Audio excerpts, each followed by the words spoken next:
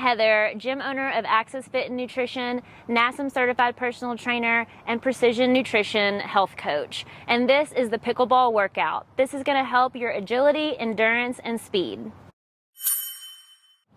Okay, so in the beginning of the workout, we want to warm up the body slow and steady. So don't overdo it. So we want to start with the ladder in the beginning, and we want to place 1 foot in each square. We're going to go real steady. You try not to touch the ladder. Once you get to the other side, we're going to face this way. We're going to stay low. We're going to side shuffle until you get to the other end of the court, and then we're going to take a lunge. We're just going to take a step forward. We're going to push the hips back, making sure that knee doesn't go in front of the toe, and then we're going to go to the other end of the court. Once we get to the other side, we're now facing the opposite end on your opposite leg.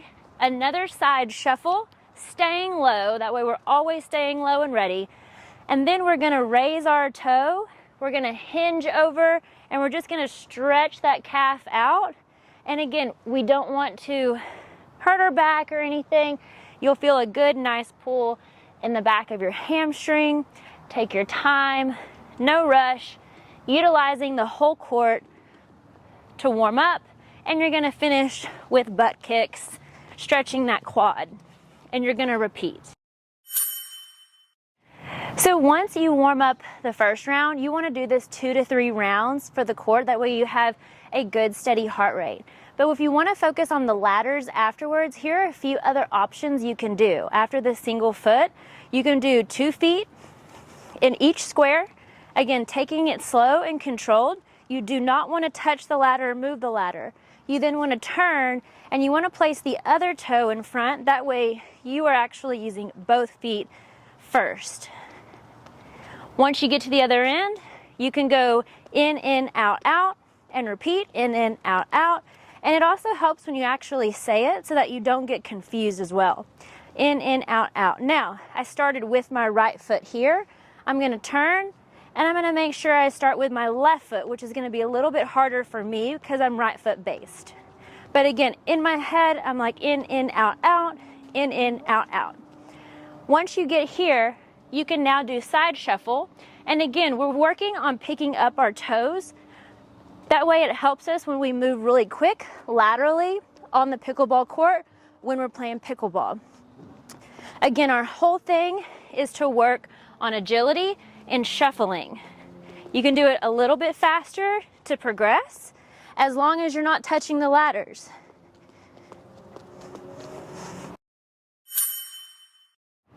Split step is going to be your most important improvement for whenever you're trying to improve your agility, your endurance, and then overall play on the game. So it helps you be alert at all times. And what a split step is once someone hits that ball, you're running up and you will split step as soon as they touch that ball. That way you are set in your feet and you have all the weight equally balanced into your body. Because if you were running back and you didn't split step, you're running into the ball and you can mess up a lot.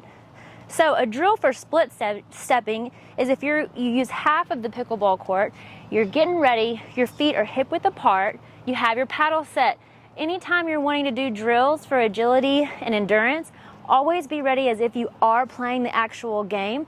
Again, it helps with your heart rate, it gets your mind in the right position as if we're actually playing a match, and you're just always ready and you know, because as you run, you have split step, move to a forehand, split step, backhand, shuffle back, and split step. So what you'll want to do is you can do 3 sets, set your timer for 30 seconds. If you're in intermediate or advanced, set your timer for 45 seconds and move all the way up to 60 seconds for each round. You'll set your timer first. Once you set it, you're going to go in a triangular pattern, split step, have that forehand dink, shuffle, backhand, shuffle back, split step, and repeat. Run up, paddle, split step, shuffle back, split step. Okay, so this is the figure 8 drill. We're going to start off going half court. Heather here is going to go straight down her line, and Ryan's going to go cross court diagonally. Heather's going straight, Ryan's going cross court. Trying to work on agility here. but also trying to make sure you're always getting the ball to bounce on your opponent's side so you have time to get ready for the next shot. Anytime your opponent's taking the ball out of the air, you're not going to have much time to get reset again. So doing this drill allows you to work on your precision and accuracy with your shots while also helping you work on your footwork. Okay, so now we're basically going to do the same thing, but we're going to extend it out to the full court. Heather here is going to go straight. Ryan's going to go cross court, but notice that now they're going the entire distance of the court. Making sure they get the ball to bounce on the other side, nice and slow, so they have time to get there. This is a cooperative drill, meaning you're not really trying to burn your opponent here. It's more of your teammate. It's all right to mess up. Start it over. Someone messes up, go straight down the line. Ryan goes cross court. Heather goes straight. Ryan goes cross court. It's the same exact drill, just using the entire width of the court.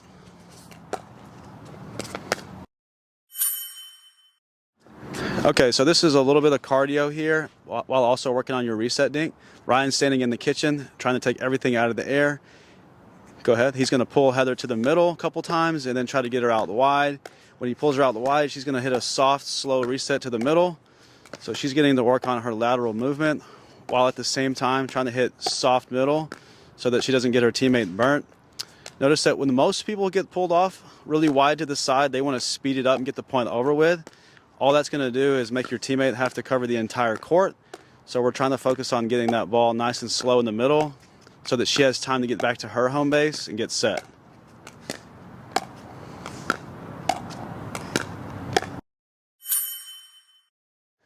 So this drill here, it's kind of geared towards singles, but it's a lot of drive practice.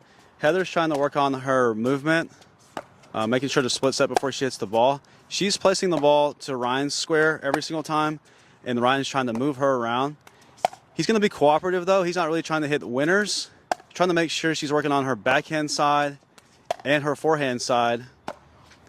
So yeah, Heather's trying to hit the ball to the same place every time, working on her accuracy and precision.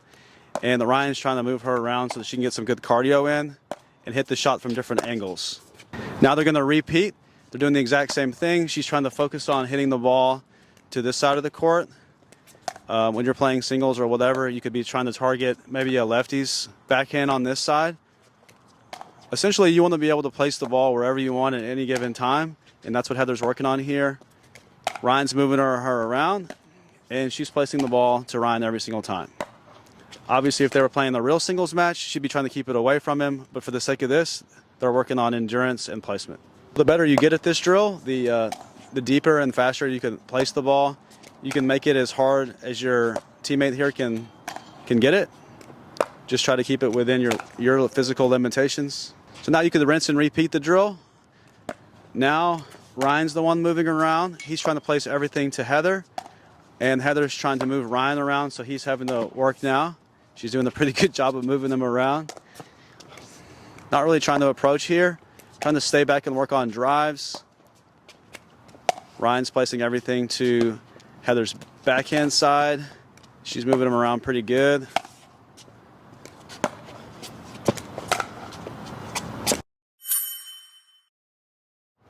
For the last part of the workout, you're going to experience a suicide. And how you start a suicide is you go from the very far end of this line, you're going to use your paddle, you're going to be in your low stance, you're going to touch here, we're going to shuffle, touch, touch, run as fast as you can, shuffle all the way back, and that's one.